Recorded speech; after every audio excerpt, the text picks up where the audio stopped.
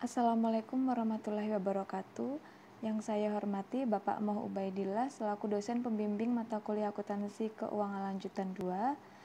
Kami merasa terhormat karena telah diberi kesempatan untuk mempresentasikan mengenai bab 13 yaitu pelaporan segmen dan interim. Sebelum kami mempresentasikan, izinkan kami untuk memperkenalkan diri. Yang pertama ada Devika Tiara Putri dengan NIM 19031010606. Yang kedua ada Indah Widiawati dengan NIM 19031101021.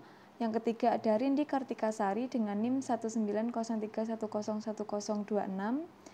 Yang keempat ada Nabila Melina Nagani dengan NIM 19031101027.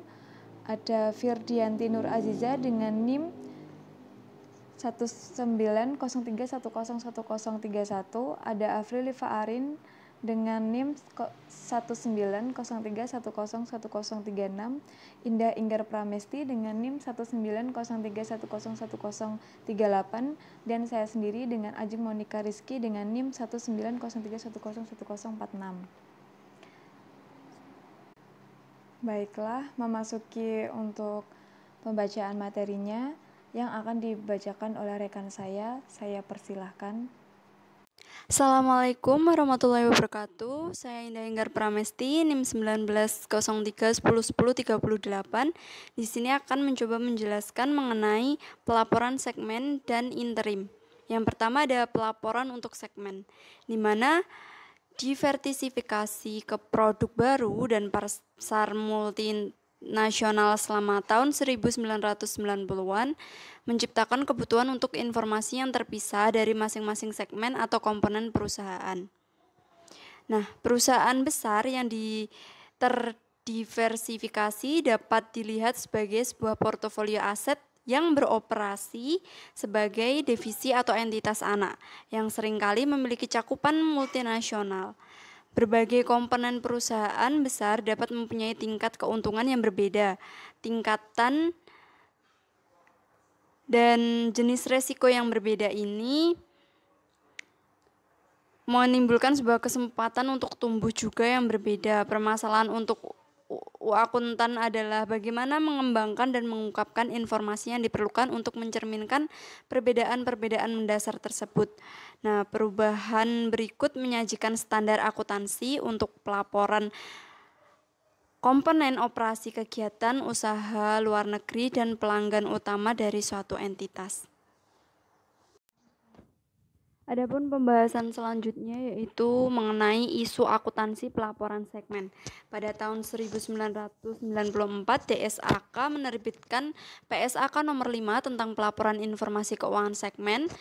Nah, di dalam PSAK ini sudah direvisi 2 kali. Pertama pada tahun 2000 dengan adopsi IAS 14 revisi 1997 dan mengubah judul menjadi pelaporan segmen. Kedua, sesuai dengan program konvergensi IFRS, DSAK merevisi PSAK 5 pada tahun 2009 berdasarkan pada IFRS 8 mengenai segmen operasi. Kemudian DSAK telah menyesuaikan atas PSAK 5 tentang segmen operasi pada tahun 2014. Pernyataan ini diaplikasikan untuk laporan keuangan dari entitas dan laporan keuangan konsolidasian kelompok usaha dengan entitas induk.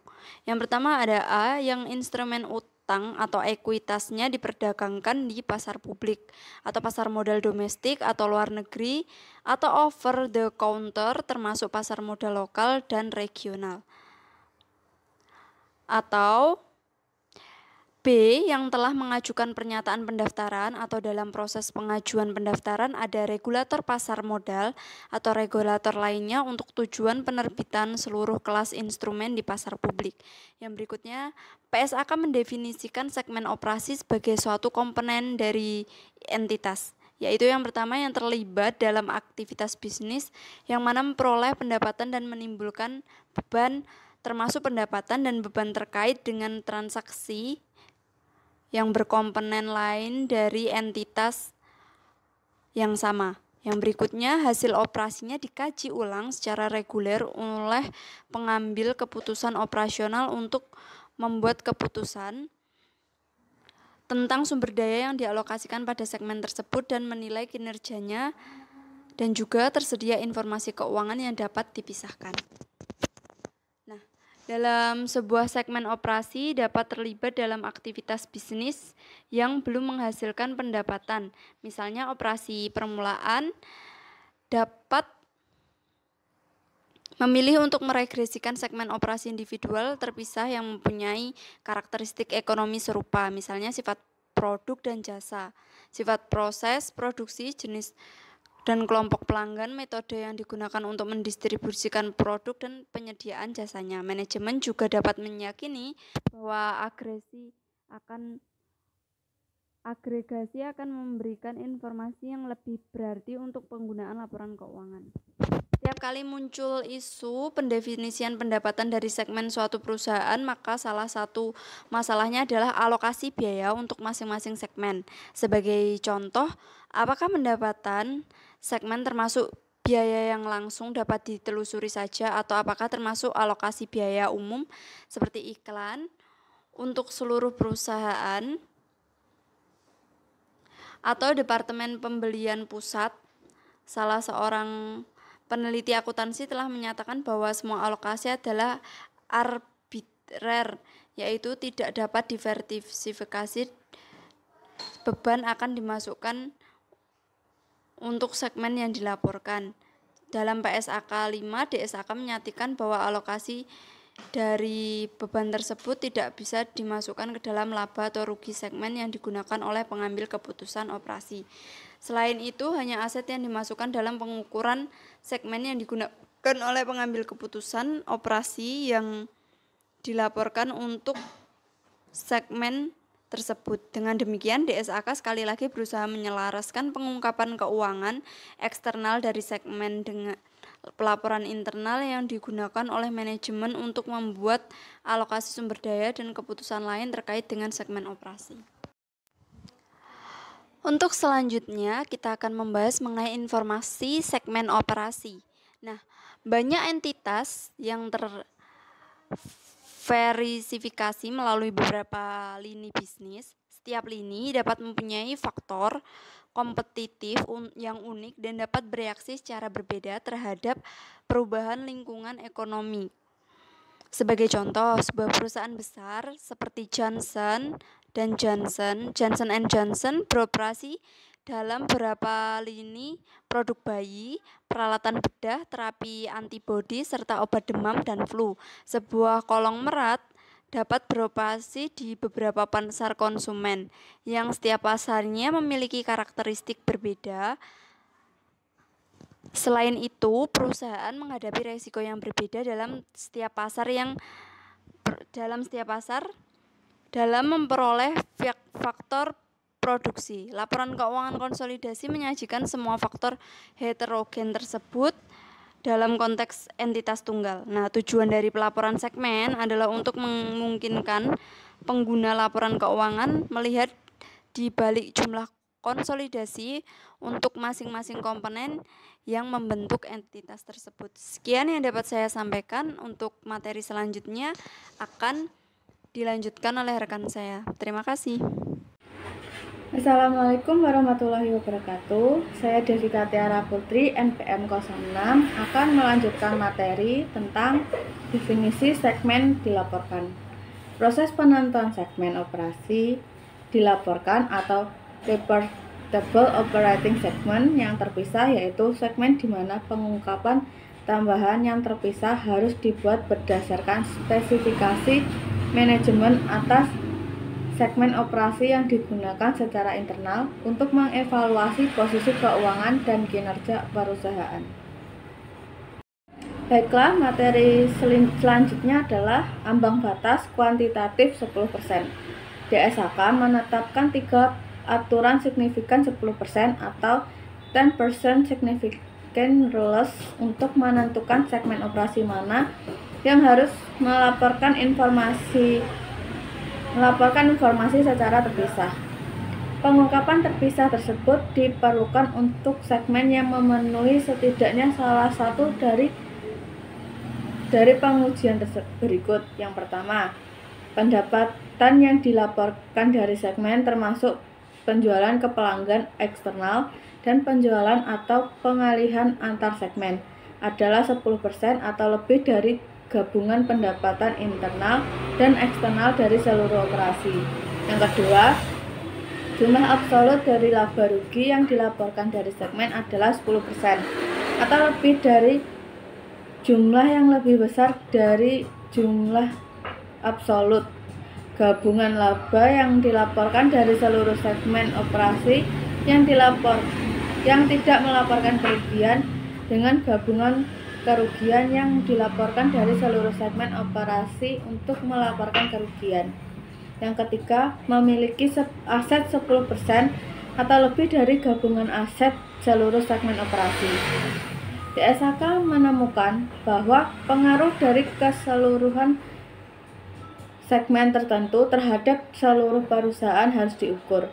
DSAK meyakini juga bahwa definisi segmen operasi harus memasukkan komponen dari perusahaan yang menjual secara umum atau secara eksklusif ke komponen perusahaan yang lain. Informasi mengenai operasi yang terintegrasi secara vertikal tersebut memberikan pandangan mengenai produksi atau operasi dari perusahaan. PSAK 5 menyatakan bahwa pengungkapan segmen harus memasukkan pengukuran laba rugi segmen dilaporkan. Oleh karena itu, laporan tersebut akan sama dengan yang digunakan untuk dan pengambilan keputusan internal.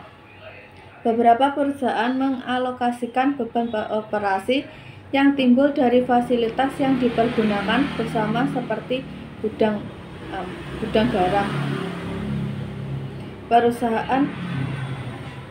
Perusahaan lain dapat mengalokasikan biaya seperti biaya bunga, pajak penghasilan, atau rugi investasi ekuitas ke segmen tertentu. Apapun yang dilakukan dalam tujuan pengambilan keputusan untuk mengukur laba rugi segmen operasi harus dilaporkan dalam pengungkapan eksternal. Dilaporkan jika jumlah tersebut secara teratur diberikan ke pengambil keputusan operasional.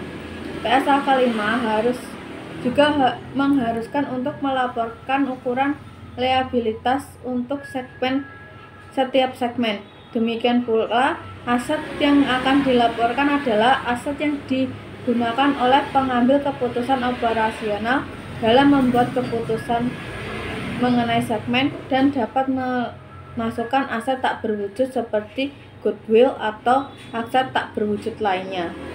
Jika aset yang digunakan bersama dialokasikan ke aman, maka aset tersebut harus dimasukkan ke dalam jumlah yang dilaporkan.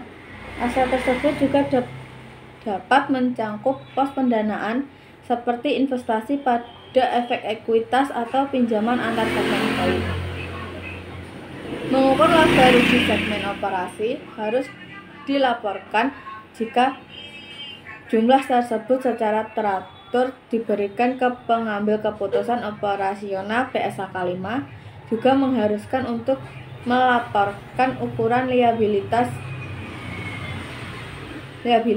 Demikian pula, aset yang dilaporkan adalah aset yang digunakan untuk pengambilan keputusan operasional dalam membuat keputusan mengenai segmen yang dapat memasukkan aset tak berwujud seperti goodwill atau aset tak berwujud lainnya.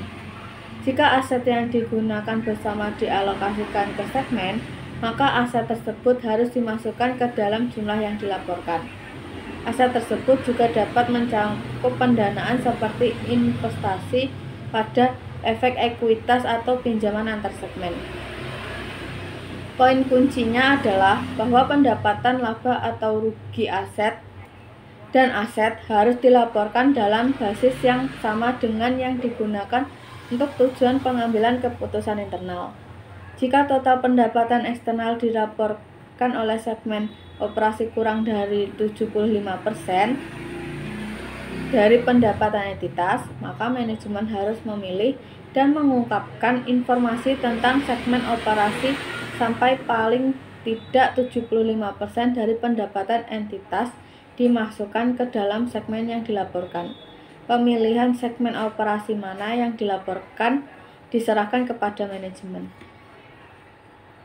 Baiklah, materi selanjutnya adalah ilustrasi signifikan 10%. Yang pertama, PT Induk memiliki 50% dari saham biasa PT Anak. PT Anak melaporkan laba sebesar 50 juta untuk tahun 2021 dan membayar dividen sebesar 30 juta. Pada tanggal 31 Desember 2021, saldo akun ekuitas pemegang saham PT Anak sebesar 300 juta, di mana terdapat kepentingan non-pengendali sebesar 20%. PT Induk yang kedua, PT Induk mengakuisisi 40% saham PT Burnajaya pada tanggal 1 Januari 2021 dengan biaya perolehan sebesar 160 juta, yang sama dengan nilai buku saham pada tanggal tersebut. Metode ekuitas digunakan untuk memperhitungkan investasi tersebut. PT Burnajaya memperoleh laba sebesar memperoleh laba selama tahun 2021 sebesar 80 juta dan membayar dividen sebesar 20 juta. Investasi tersebut dikelola oleh kantor pusat dan tidak ditetapkan untuk setiap segmen operasi. Uji pendapatan 10%.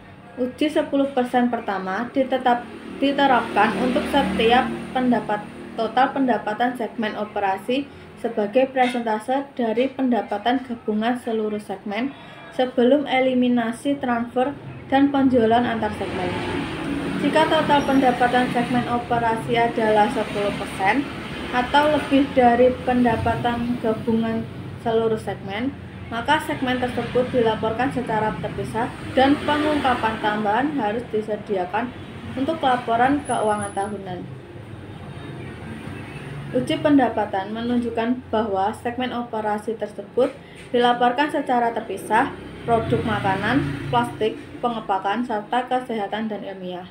Cara pintas yang sering digunakan adalah menghitung 10% dari penyebut dalam uji ini untuk PT Induk dan entitas anaknya sebesar 600 juta dan kemudian dibandingkan setiap total pendapatan segmen dengan pecahan tersebut. Dengan cara ini, segmen dilaporkan adalah segmen total pendapatan 600 juta atau lebih. Uji laba rugi 10%. Uji laba rugi adalah uji kedua untuk menentukan segmen operasi mana yang dilaporkan terpisah. Pengujian ini menentukan apakah laba atau rugi segmen sama dengan atau lebih besar dari 10% nilai absolut dari laba operasi gabungan atau rugi operasi gabungan mana yang lebih besar. Uji aset. Uji terakhir untuk menentukan apakah segmen dilaporkan terpisah atau uji aset 10%. Ingat bahwa pos-pos yang membentuk setiap segmen ini ditentukan oleh manajemen seperti yang digunakan untuk tujuan pengambilan keputusan internal. Manajemen dapat memasukkan pos tak terwujud, piutang, bahkan pos antar perusahaan sebagaimana didefinisikan dan diasumsikan bahwa manajemen PT Induk mendefinisikan aset segmen dengan memasukkan antar perusahaan seperti wesel antar perusahaan. Perlu diketahui bahwa manajemen berhak atas mendefinisikan mana yang dimasukkan dan tidak dimasukkan ke dalam definisi laba atas segmen dan aset segmen. Sekian presentasi dari saya. Assalamualaikum warahmatullahi wabarakatuh. Saya Indah Widiawati, NIM 19031011021. Di sini saya akan menjelaskan tentang uji pengungkapan komprehensif. Setelah menentukan segmen mana yang dilaporkan berdasarkan salah satu dari 3 uji 10%, kemudian perusahaan harus menerapkan uji komprehensif. Uji komprehensif adalah uji pendapatan konsolidasi 75%. Yang selanjutnya yaitu uji pendapatan konsolidasi 75%. Total pendapatan dari sumber eksternal oleh semua segmen operasi dilaporkan secara terpisah, setidaknya harus sama dengan 75% dari total pendapatan konsolidasian. Perusahaan pelapor harus mengidentifikasi segmen operasi tambahan sebagai segmen yang dilaporkan sampai uji ini terpenuhi. PT induk dan PT anak dengan 3 segmen dilaporkan. Selanjutnya yaitu pertimbangan lainnya. Batasan praktis sebanyak 10 segmen digunakan sebagai batas atas jumlah segmen dilaporkan, karena jika lebih dari jumlah tersebut maka informasi tambahan dapat menjadi terlalu terperinci. Sebuah perusahaan yang mempunyai lebih dari 10 segmen dilaporkan harus mempertimbangkan untuk mengagregasi segmen yang paling berkaitan.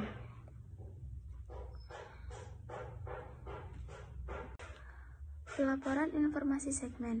Pengungkapan khusus yang diharuskan untuk setiap segmen dilaporkan dijelaskan dalam PSAK 5. Entitas mengungkapkan informasi untuk memungkinkan pengguna laporan keuangan mengevaluasi sifat dan dampak keuangan atas aktivitas bisnis di mana entitas terlibat dalam lingkungan ekonomi di mana entitas beroperasi. Entitas mengungkapkan hal-hal berikut untuk setiap periode laporan laba rugi dan penghasilan komprehensif lain disajikan.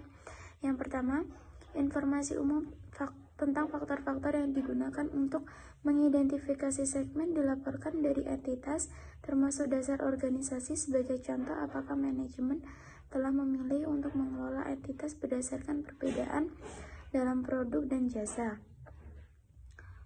wilayah geografis, lingkungan peraturan, atau gabungan dari faktor-faktor tersebut, dan apakah segmen operasi telah digabungkan, dan jenis produk dan jasa yang menghasilkan pendapatan dari setiap segmen dilaporkan. Yang kedua yaitu informasi tentang laba rugi segmen dilaporkan, termasuk pendapatan dan pendapatan tertentu yang termasuk dalam laba rugi segmen dilaporkan, aset segmen, liabilitas segmen, dan dasar pengukuran. Hal-hal berikut harus diungkapkan jika digunakan untuk mengukur laba atau rugi segmen yang ditinjau dari pimpinan pembuat keputusan perusahaan. Yang ketiga yaitu rekonsiliasi dari total pendapatan segmen, laba rugi segmen dilaporkan, liabilitas segmen, dan unsur material segmen lainnya terhadap jumlah yang terkait dalam entitas. PSAK 5 menyatakan bahwa entitas melakukan rekonsiliasi atas seluruh hal sebagai berikut. Yang pertama, total pendapatan segmen dilaporkan terhadap pendapatan entitas. 2. Total ukuran laba rugi segmen dilaporkan terhadap laba rugi entitas sebelum beban pajak atau penghasilan pajak dan operasi dihentikan. Akan tetapi jika entitas mengalokasikan unsur seperti beban pajak atau penghasilan pajak kepada segmen dilaporkan, maka entitas merekonsiliasi total ukuran laba rugi segmen terhadap laba rugi entitas setelah seluruh unsur tersebut. Yang ketiga, total aset segmen dilaporkan terhadap aset entitas. Yang keempat, total liabilitas segmen dilaporkan terhadap liabilitas entitas jika liabilitas segmen yang dilaporkan sesuai dengan paragraf 23. Yang kelima, total jumlah dalam segmen dilaporkan untuk setiap informasi unsur material yang diungkapkan terhadap jumlah terkait dalam entitas. Mengidentifikasi segmen dilaporkan. Fokus dalam PSAK 5 adalah menyediakan pengguna laporan keuangan dengan informasi di mana mereka dapat menentukan risiko dan potensi imbal hasil entitas dengan menggunakan hasil basis informasi yang sama sebagaimana digunakan oleh manajemen perusahaan. Tentunya risiko dalam menjalankan bisnis di satu negara cukup berbeda dengan risiko menjalankan bisnis di negara lain. Entitas multinasional besar saat ini memiliki operasi di banyak negara dan pasar luar negeri.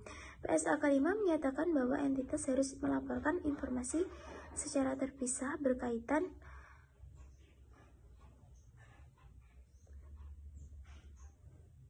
berkaitan dengan setiap segmen operasi diidentifikasi yang melebihi ambang batas kuantitatif.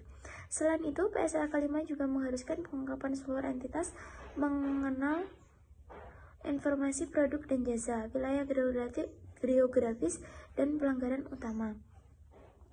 Perusahaan harus melaporkan pendapatan dari pelanggan eksternal.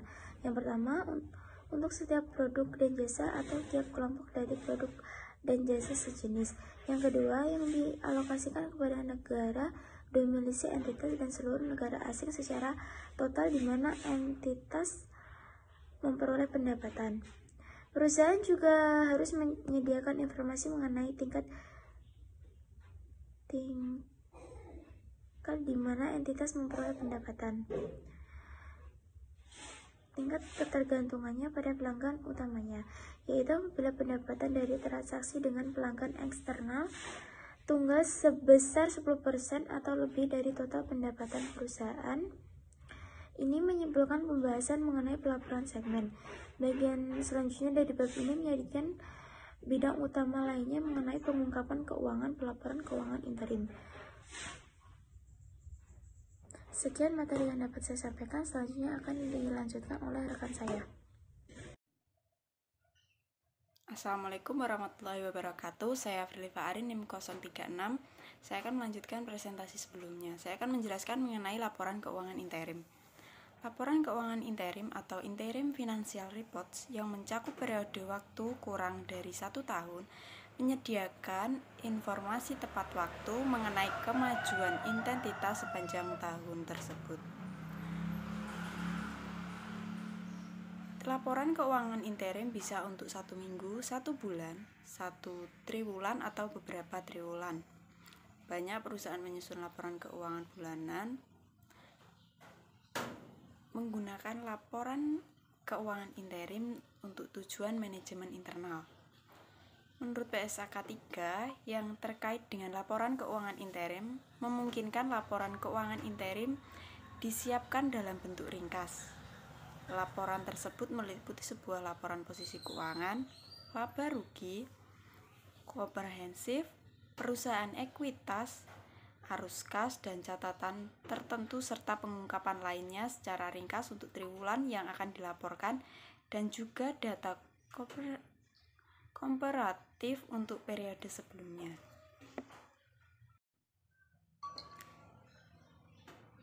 Dalam kaitannya dengan laporan tengah tahunan reguler, OJK mengharuskan sebagaimana disebutkan dalam Peraturan Nomor XK2 tentang kewajiban penyampaian laporan keuangan berskala emiten atau perusahaan publik, laporan keuangan tengah tahunan tersebut harus disampaikan dan diumumkan kepada masyarakat dalam 3 jangka waktu. Yang pertama, paling lambat pada akhir bulan pertama setelah tanggal laporan keuangan tengah tahunan, jika tidak disertai laporan akuntan. Kedua, paling lambat pada akhir bulan kedua setelah tanggal laporan keuangan tengah tahunan, jika disertai laporan akuntan dalam rangka penelaahan terbatas. Ketiga, paling lambat pada akhir bulan ketiga setelah tanggal laporan keuangan tengah tahunan jika disertai laporan akuntan dalam rangka audit atas laporan keuangan. Selanjutnya, format laporan keuangan interim. Laporan keuangan interim minimum mencakup komponen antara lain mencakup laporan posisi keuangan ringkas, laporan laba rugi, dan penghasilan komprehensif lain ringkas baik digunakan maupun dipisah, baik digabungkan maupun dipisah. Selanjutnya, laporan perubahan ekuitas ringkas, laporan arus kas ringkas, dan catatan penjelasan tertentu.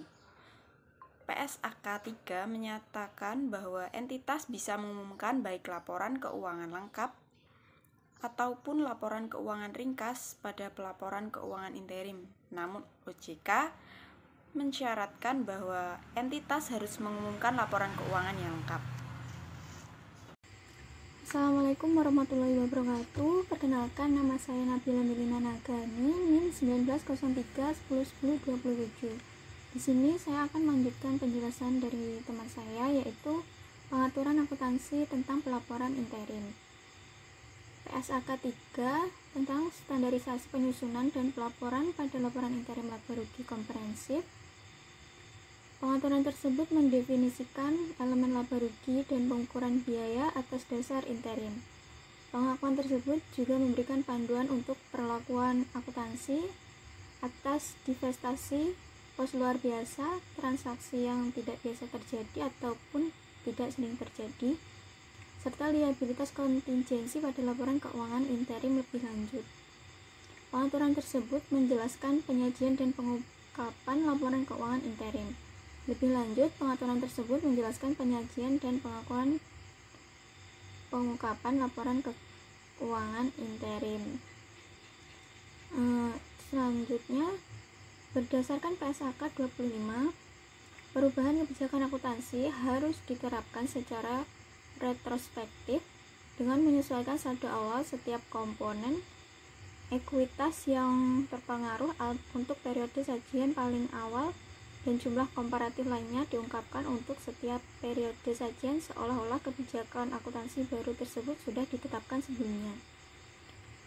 Perubahan harus mengungkapkan perubahan tersebut dalam catatan laporan keuangan.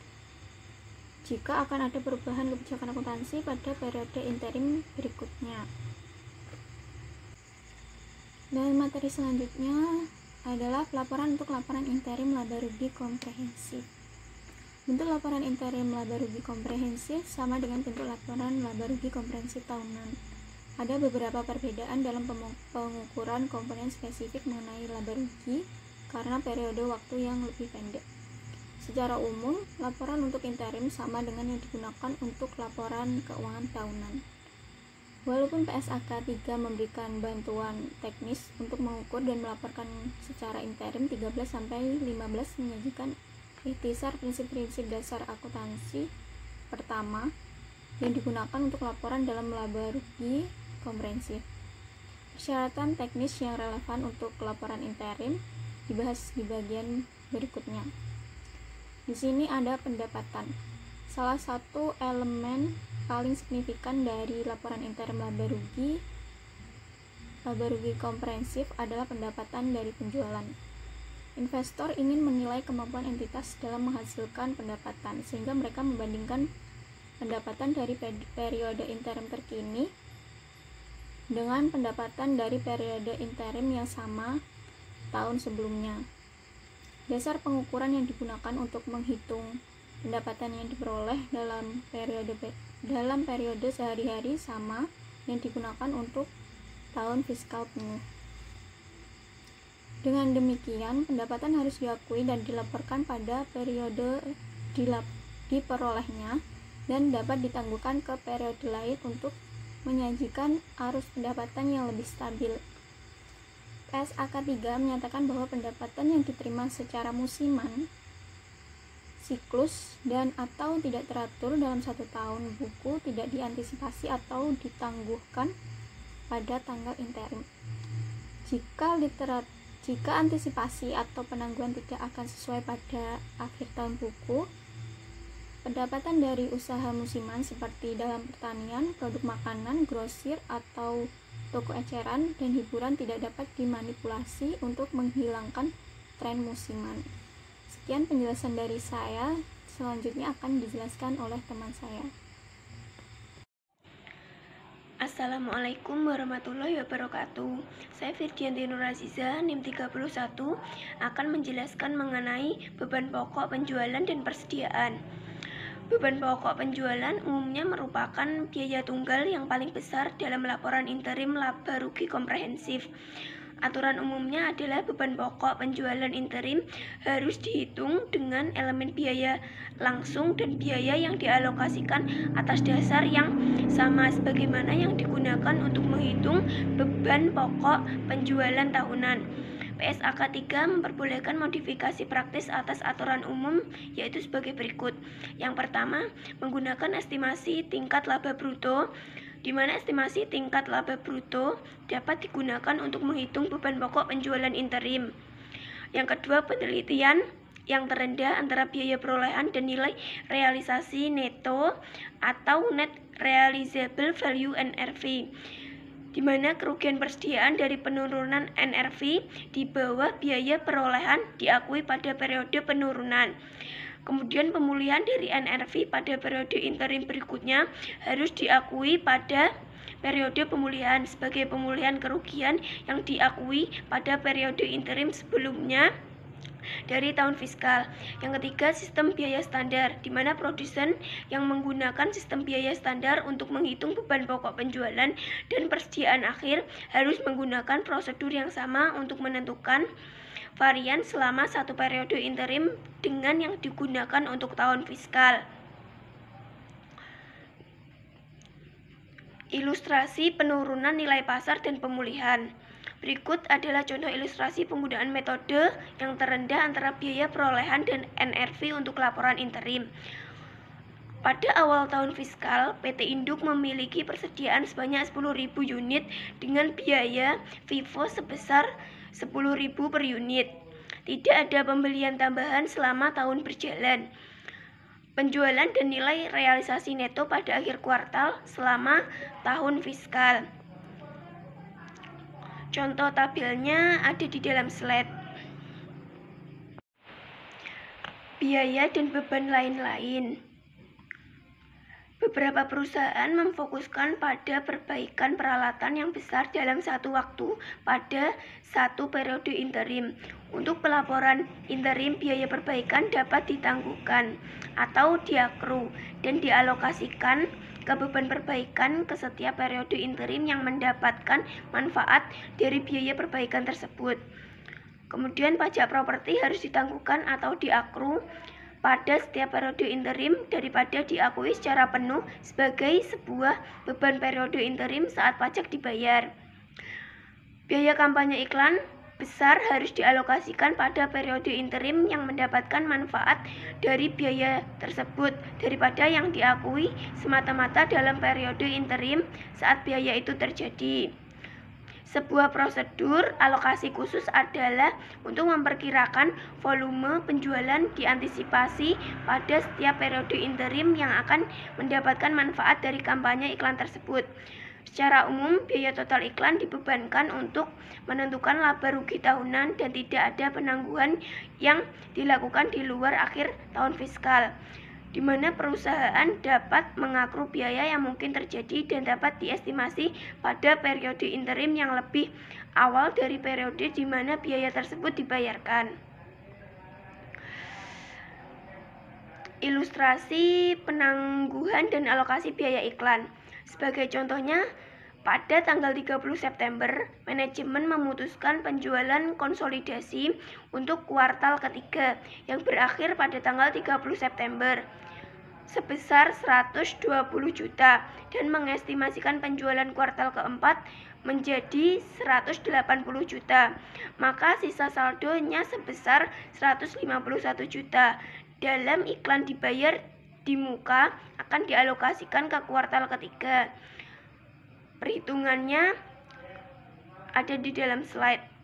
Kemudian kuartal keempat akan dibebankan untuk setiap saldo yang tersisa dalam akun iklan dibayar di muka. Assalamualaikum warahmatullahi wabarakatuh. Perkenalkan, saya Ajeng Monika Rizky dengan NIM 46 akan melanjutkan materi mengenai akuntansi untuk pajak penghasilan dalam periode interim. Perhitungan pajak penghasilan interim itu menimbulkan suatu masalah khusus bagi akuntan karena beban pajak yang sebenarnya dihitung berdasarkan penghasilan untuk keseluruhan tahun buku. Selain itu, perbedaan temporer antara akuntansi pajak dan akuntansi PABU itu mengharuskan pengakuan pajak tangguhan. Adapun perbedaan antara laba akuntansi dan laba kena pajak, yaitu perbedaan antara jumlah laba operasi yang dihitung untuk tujuan laporan keuangan dan untuk tujuan pajak. Kedua hal tersebut telah dijelaskan pada PSAK 46 tentang pajak penghasilan. Adapun perbedaan antara laba akuntansi dan laba kena pajak dibagi menjadi dua kategori. Yang pertama yaitu perbedaan permanen.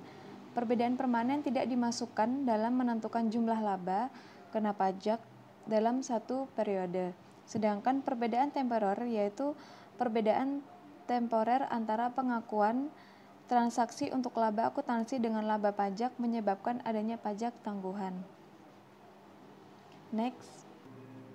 Adapun kategori yang pertama, yaitu sering disebut sebagai perbedaan permanen atau bisa disebut perbedaan non-temporer. Nah, adapun contoh dari perbedaan permanen ini yaitu premi asuransi jiwa yang dibayar oleh perusahaan berdasarkan kebijakan eksekutif untuk perusahaan yang merupakan penerima dana, jadi tidak dikurangkan dari pajak. Lalu yang kedua dari dana hasil asuransi jiwa yang dikumpulkan. Lalu yang ketiga, jenis tertentu denda atau penalti yang ditunjuk bukan sebagai beban yang dapat mengurangi pajak. Lalu yang keempat, penghasilan lain yang telah dikenal pajak final, misalnya penghasilan dividen. Item-item tersebut dimasukkan dalam laba rugi, laporan keuangan atau laba akuntansi, tetapi tidak dimasukkan dalam perhitungan laba kena pajak.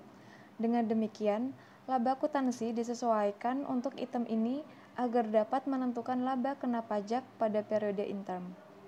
Next. Lanjutnya, kategori kedua yaitu biasa disebut dengan perbedaan temporer. Sebagai contoh, yaitu suatu pendapatan dapat diakui atas pajak sebelum atau sesudah periode, di mana pendapatan itu diakui untuk tujuan laba akuntansi, atau beban dapat diakui untuk tujuan pajak dalam periode yang berbeda dari yang digunakan untuk tujuan laba akuntansi. Contoh-contohnya seperti sewa diterima di muka, atau dilaporkan pada pengembalian pajak dalam periode pengumpulan tetapi sebagai pendapatan pada laba akuntansi dalam periode yang diperoleh. Lalu yang kedua, estimasi beban dan rugi itu dilaporkan menurut laba akuntansi saat akrual, tetapi pada pengembalian pajak dalam periode itu dibayarkan. Lalu yang ketiga, penyusutan dipercepat pada pengembalian pajak dan penyusutan garis lurus pada laporan laba rugi, atau selisih antara beban penyusutan pada laba akuntansi dengan laba kena pajak. Lalu yang keempat ada merevaluasi persediaan mana yang lebih rendah antara biaya perolahan atau nilai realisasi neto atau NRV pada laporan keuangan, yaitu di mana kerugian yang ditunjukkan pada laba akuntansi dalam periode penurunan nilai tetapi pada pengembalian pajak dalam periode terjual. Aset pajak yang ditangguhkan atau liabilitas pada pajak tangguhan disebabkan oleh perbedaan temporer yang dilaporkan pada laporan posisi keuangan. Beban pajak penghasilan yang ditujukan pada laporan laba rugi merupakan penjumlahan atas utang pajak penghasilan pada periode berjalan, ditambah atau dikurangi untuk aset pajak tangguhan, yaitu jumlah dari penangguhan pajak untuk periode berjalan. Sekian dari saya, selanjutnya akan dijelaskan oleh rekan saya. Saya, Rindi Kartikasari, NIM 26, akan melanjutkan presentasi dari teman saya. Saya akan menjelaskan tentang perubahan akuntansi dalam periode interim. Dalam PSAK nomor 25 tentang kebijakan akuntansi, perubahan estimasi akuntansi dan kesalahan menyebutkan bahwa perubahan akuntansi dalam 3 kategori, yaitu yang pertama, perubahan kebijakan akuntansi, yang kedua, perubahan estimasi akuntansi, dan yang ketiga, kesalahan periode sebelumnya.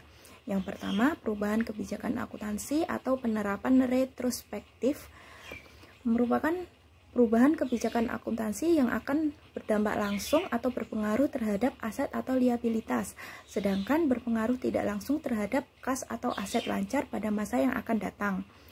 Penerapan retrospektif adalah penerapan kebijakan akuntansi baru untuk transaksi, peristiwa, dan kondisi lain seolah-olah kebijakan tersebut telah ditetapkan, di mana semua laporan keuangan tahunan berikutnya maupun periode interim akan disesuaikan selama dampak perubahan kebijakan akuntansi.